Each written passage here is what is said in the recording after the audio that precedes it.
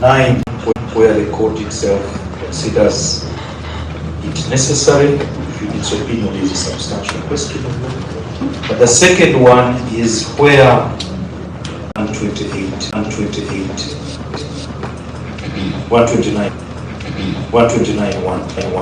of the Constitution. We want to ask the question whether that section 208 is contrary to and contravenes Article 79, 1, those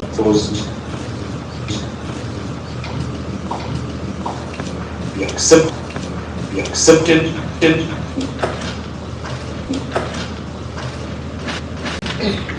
and the reference be made on those and any others that my colleagues may add. Mr. Chairman, before I sit down, I also want to draw the attention of the court to another law, the Human Rights Enforcement Act. The Human Rights Enforcement Act is now Cap 12.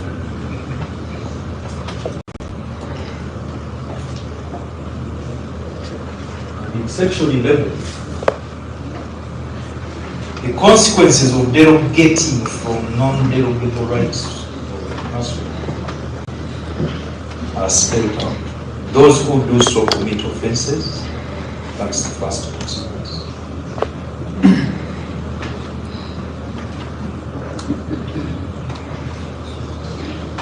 And as far as that consequence is concerned, the offense,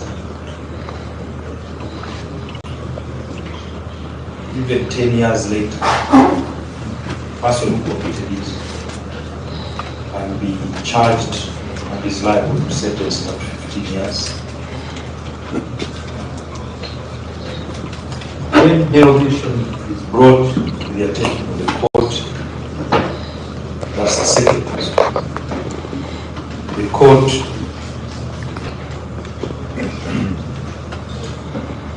is required to declare a trial of nullity. It's a heavy burden. It is a serious issue.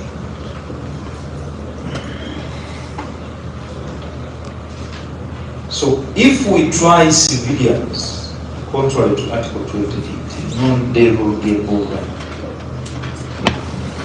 in the face of decisions of civilian courts to which we are subordinate, we are committing offenses. In fact, the court is required to declare that trial nullity, acquit, and discharge the accused. The defense forces are capable of abiding by the Constitution and human rights enforcement. This court, I am sure, is capable of abiding by the Constitution and the human rights enforcement. And I invite it to do so. We must do so. Mr. Chairman, I'll invite my other colleagues to supplement, but that is how we are this morning.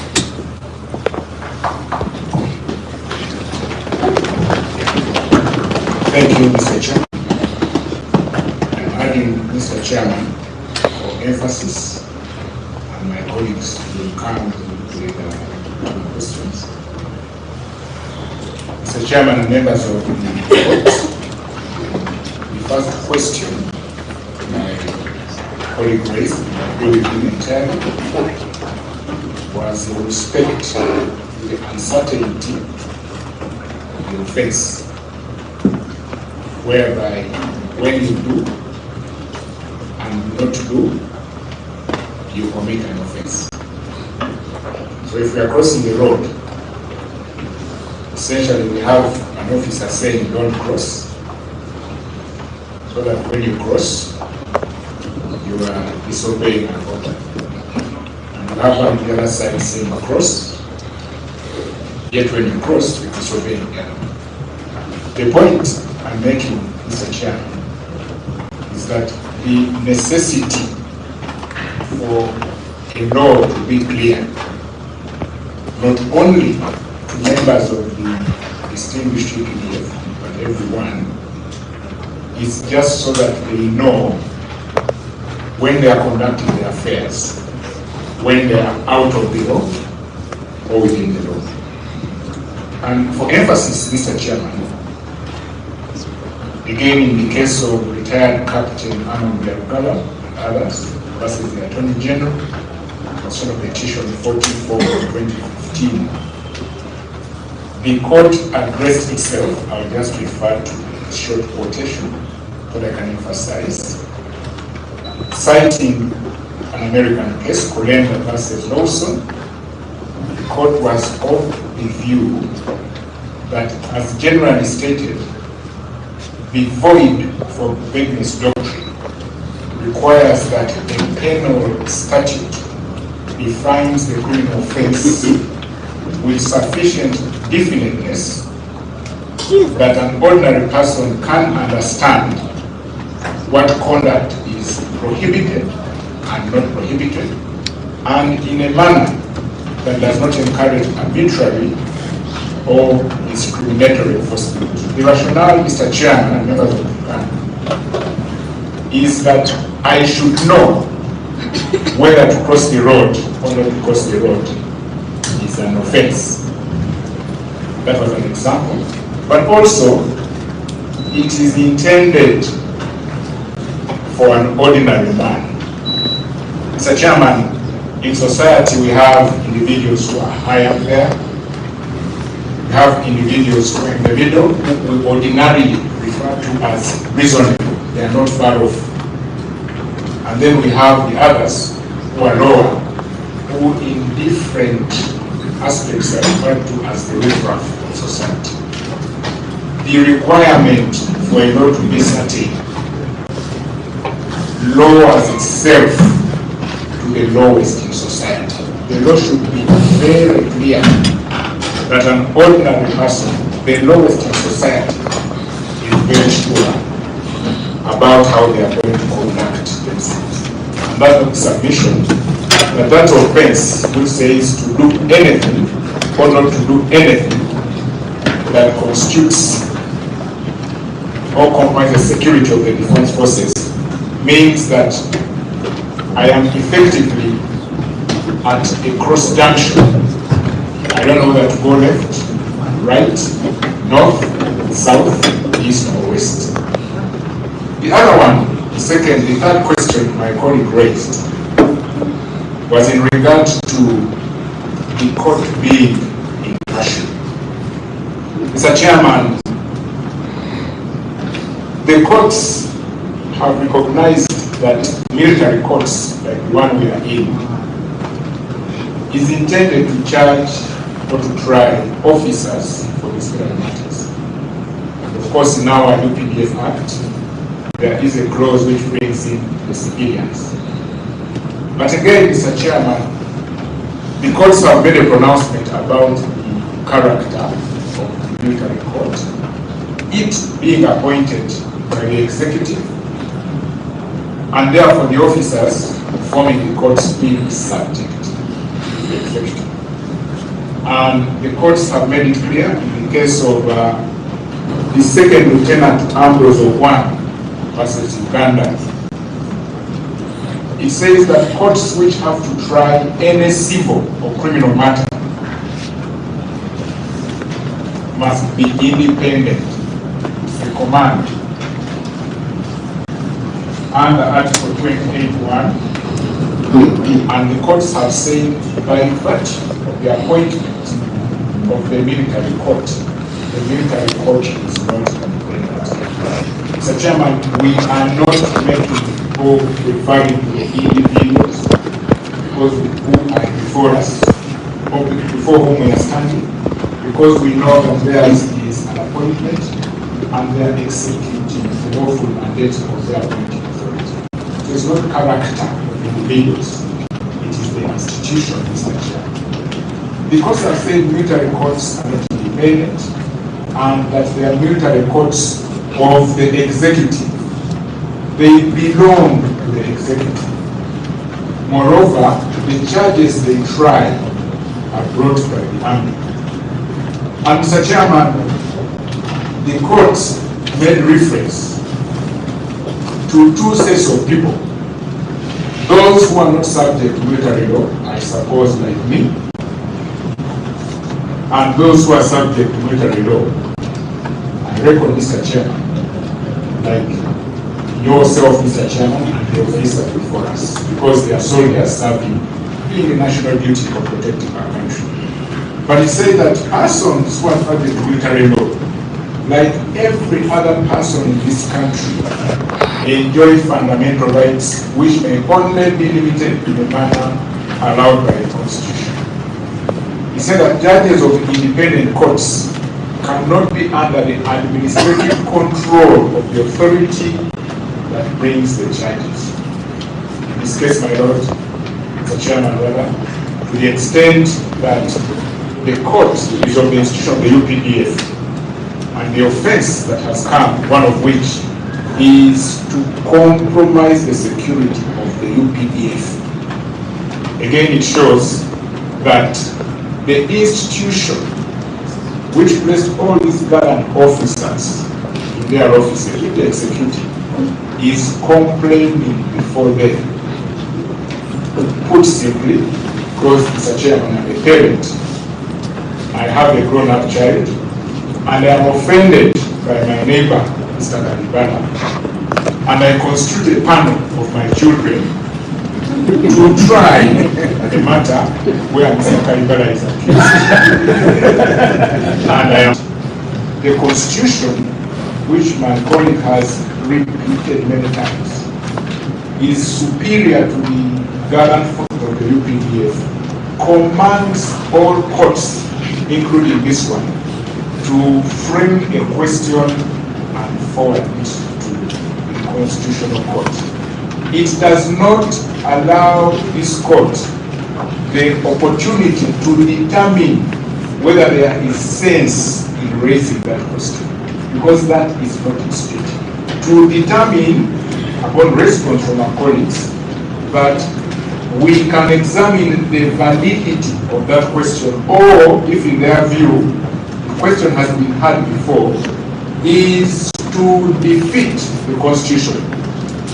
Mr. Chairman, Article 3 of our Constitution says that anyone who acts in breach of the Constitution creates a very big offense, which perhaps, again referring to Mr. Wadibwa here, will now bring him under this court. It is treason. So, we are urging the court, Mr. Chairman, that once we raise the questions that we have done, the honor or the duty of this court is to put the question in proper wording and send them out, and not to determine whether the questions should be sent, because the duty it has been done already. There has been a request. Mr. Kalibala also referred to the Enforcement Act of Human Rights and said derogating from an underogable right, Mr. Chairman, is an offense. That should be Section 11, and that is true. As officers of court, Mr. Chairman, we do have a duty, perhaps akin that of the judge advocate, to advise the court. It is a duty we all court as officers of court. What Mr. Kalibala did not say, Mr. Chairman, is that while people executing office have got immunity of office, this particular act waives that immunity.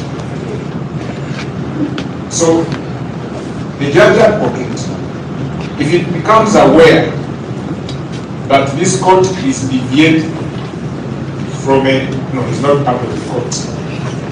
If any of us became aware that we are deviating from a non-derogable right, we are committing an offense. And that offense is alive for between 10 to 15 years. Moreover, the defense that I was acting under instruction does not arise. Mr. Chairman, in 15 years, I will be nearly 65. So I wouldn't want my younger colleague here to keep it in his heart and after 14 years come against any of the distinguished officers there to say on the 14th of May, he took the view that they were derogating from a non-derogatory right. Because the defense of saying we're executing our mandate of officers established under an act of law will not be available to distinguished members. That is the command of the law.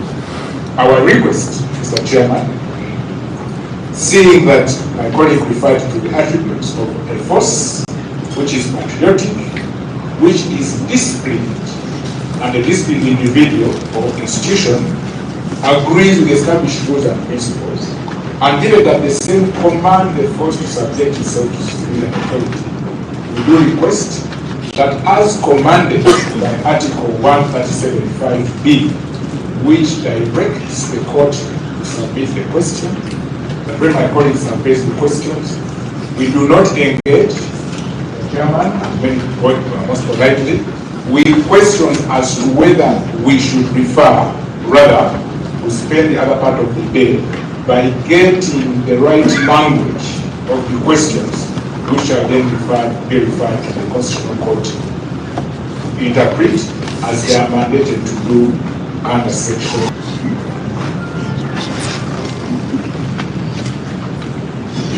Mr. Chairman, again, and for my colleagues from the state, led by the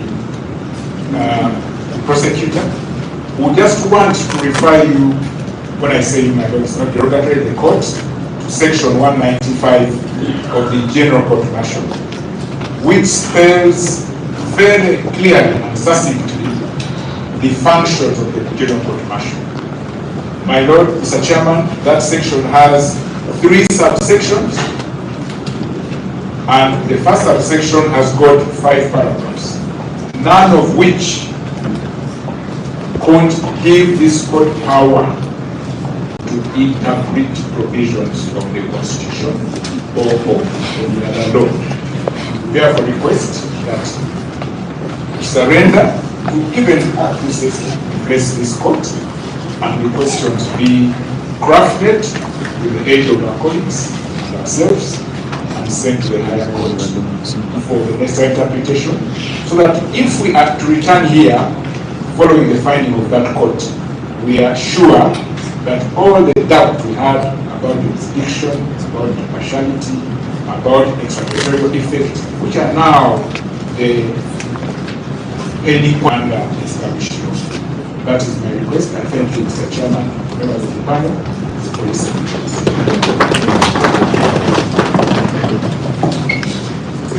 Thank you, Mr. Chairman, honorable members.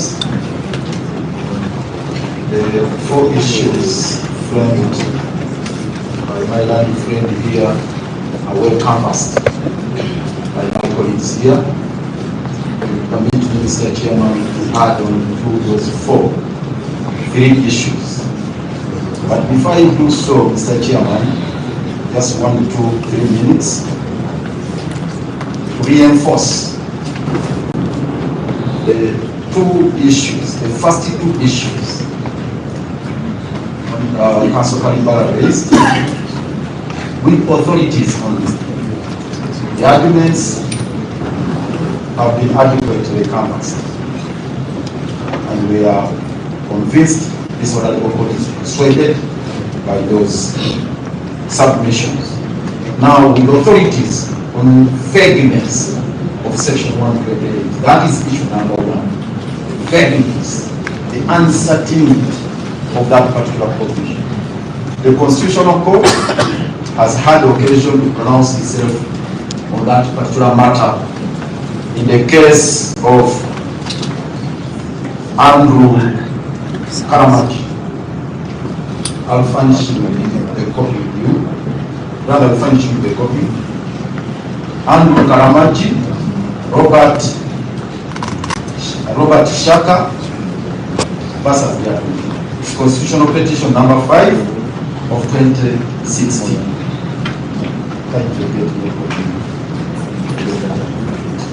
But the point emphasized here, Mr. Chairman, the doctrine of vagueness. This is what they said on page 10. This is the constitutional court. The doctrine of vagueness is founded on rule of law.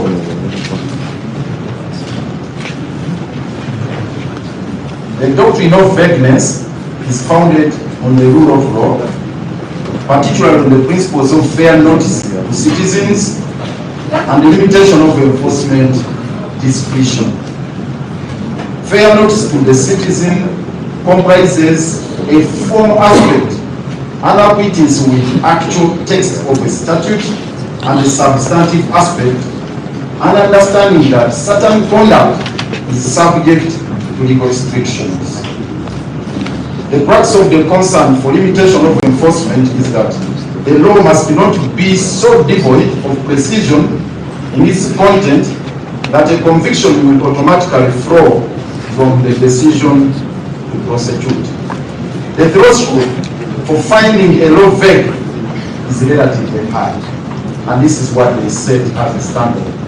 The factors to be considered in determining whether the law is vague or not: A, the need for flexibility and the interpretative role of the courts, that is number 1. 2, and of intelligibility is critical and crucial.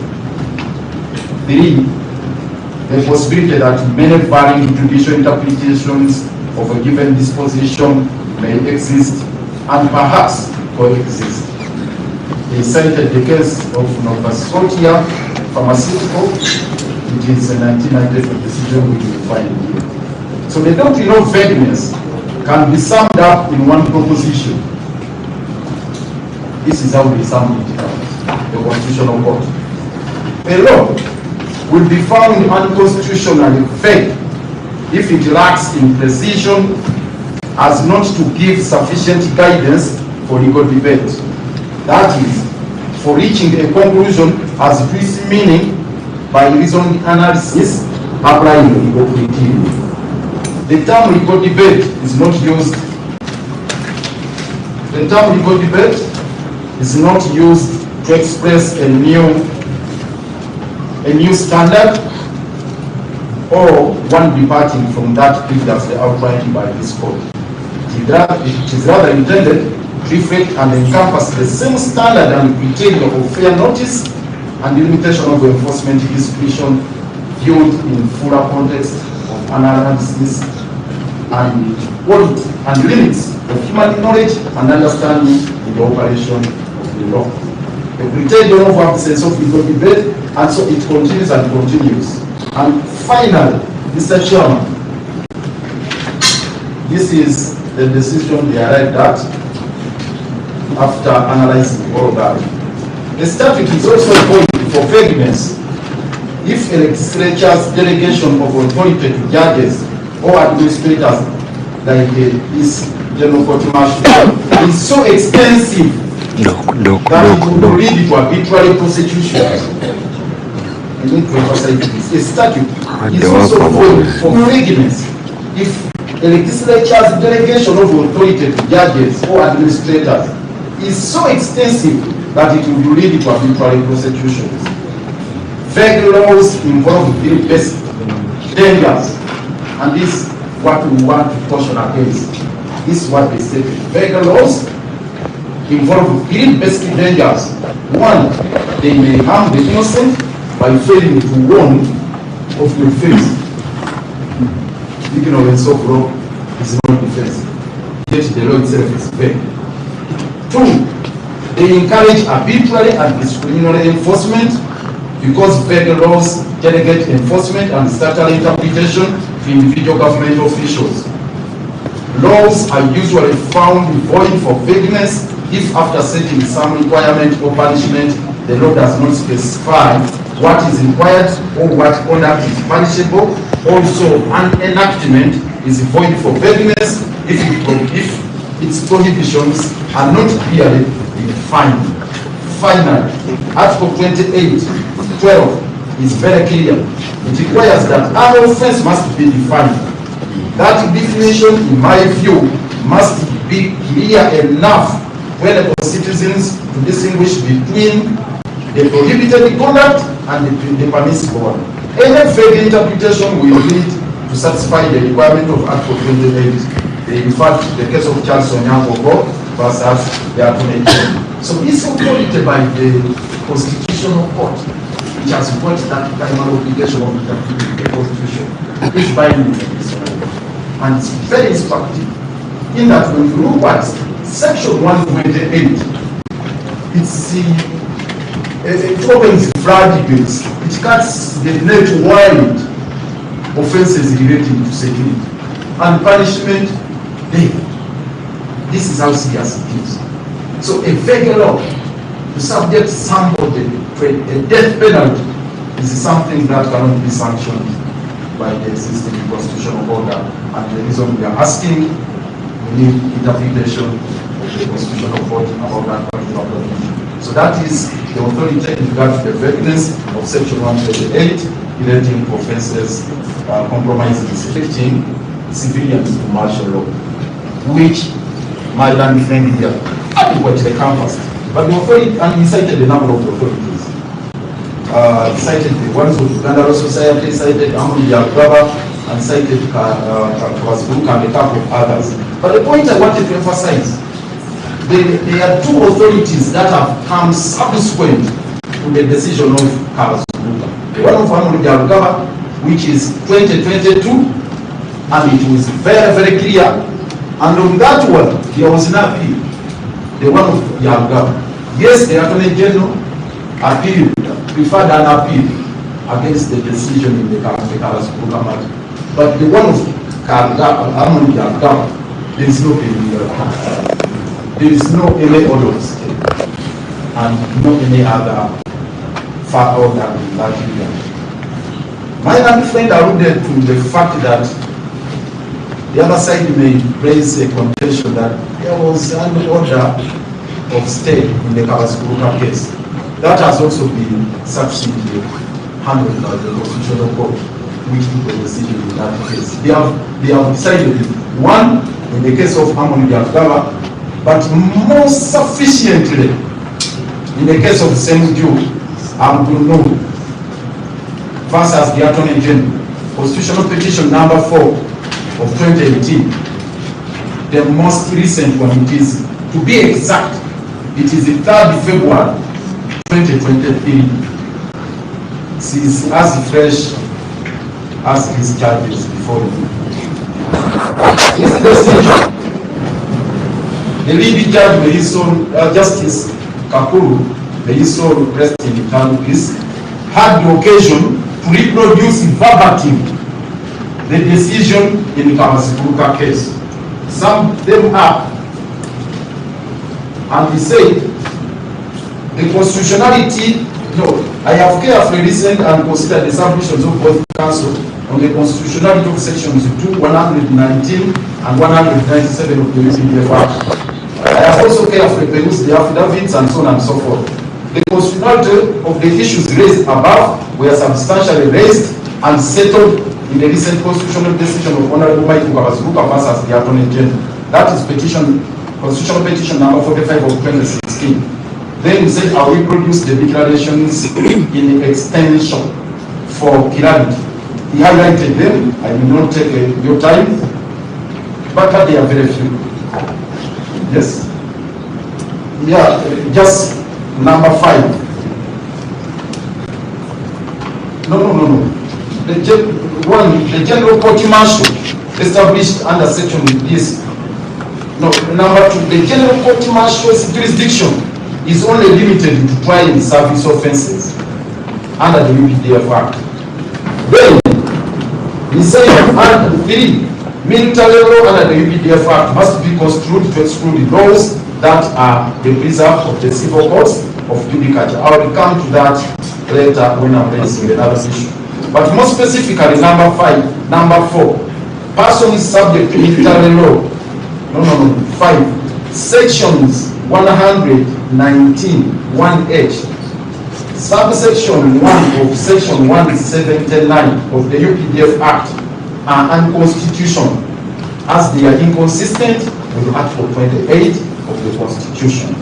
That is a finding which is well captured in the decision of Kabaskuruka and reproduced in a number of those decisions. And they had occasion to make this finding after meeting the submissions of the state that in the Kabaskuruka matter there is an appeal, there is an order of state.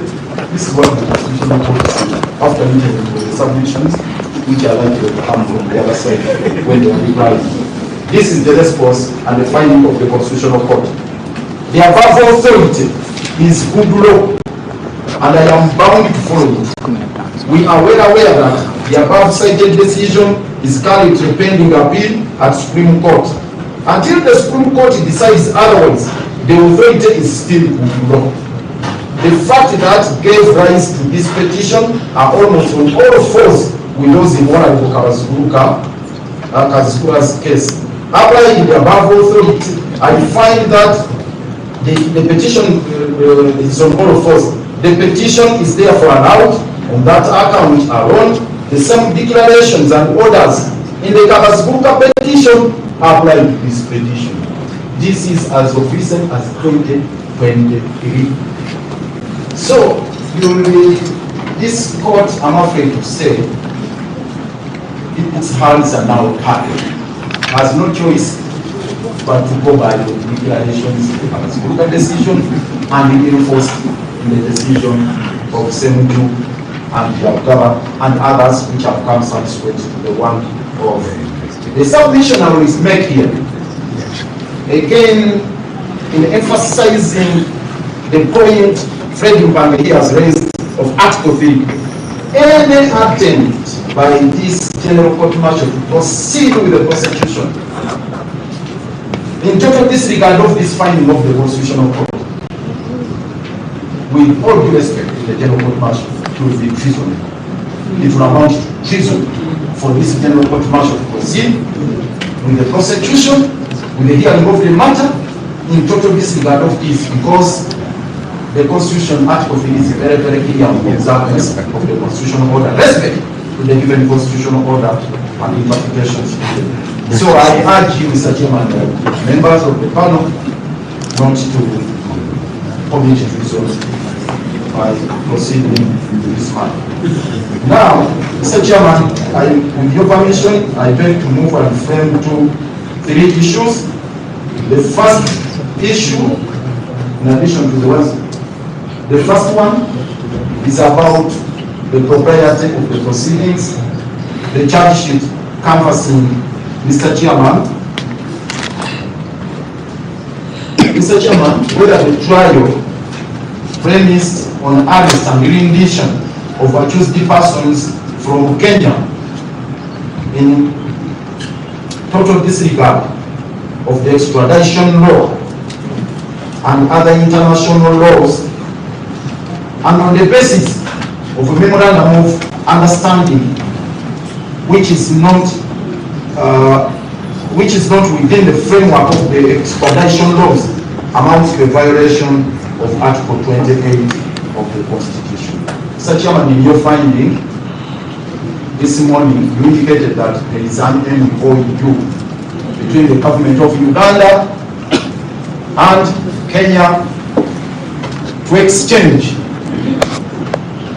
people presumed to have committed offenses, which obviously is not premised on international law or the existing extradition acts or laws of both countries.